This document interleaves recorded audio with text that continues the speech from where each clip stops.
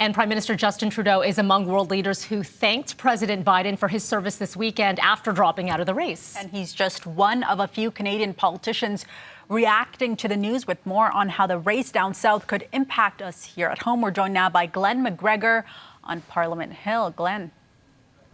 Yeah, it doesn't seem to be a whole lot of doubt that Canada would prefer having a Democrat in the White House, and it now looks like it's going to be Kamala Harris is going to be almost certain to be the nominee, or at least becomes more increasingly likely with every hour. But that is not, of course, guaranteed. Trump's still running ahead in the polls, and Canada is, of course, worried about what another Trump presidency might mean. The first term didn't go all that well. You remember those disputes over steel and aluminum tariffs?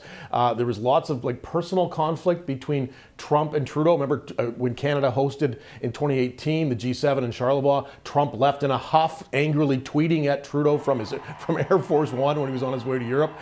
So I think there's very much a hope within the Liberal government that Kamala Harris can win in November, but there's also realism too. And the Canadian government has been working for months now on preparing for the possibility about a Trump return to the White House. In fact, when Trudeau was in Washington, D.C. in the last 2 weeks for the NATO summit, he spent a lot of time meeting with congressional leaders, both Democrats and Republicans, trying to shore things up. The big fear is, of course, what happens if Trump is elected and he decides to make good on some of the things that he's promised, particularly this blanket tariff that he would apply on all goods coming into the United States. This would be, of course, devastating for Canada.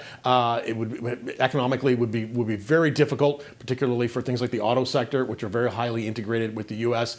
So that would be a problem. There's also Trump's position on NATO. He's not a big supporter of the organization. Has threatened in his first term to withdraw because of countries like Canada not meeting their defense spending targets. That was an area of frustration for him. He's called Canada out on that in the past. And then there's, of course, climate change too. Trump would not be on side with Trudeau on those issues.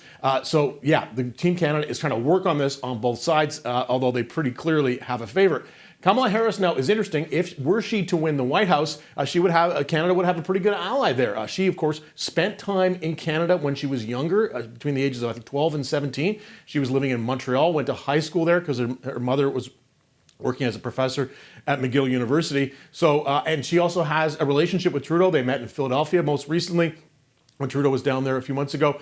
Seemed to get along well. So that, I think, is the hope for the Liberal government right now, is that Harris can win this, but the expectation, and they're preparing for all options. And of course, the line is, they always say, Mel and Fiza, that Canada will work with whoever's in the White House, and this relationship, this historic relationship, won't be changed by one presidential election. Indeed, but of course there is a preference, as you noted, Glen. Interesting developments throughout the weekend. We'll continue to follow it all. Glen McGregor in Ottawa, thank you. Thanks.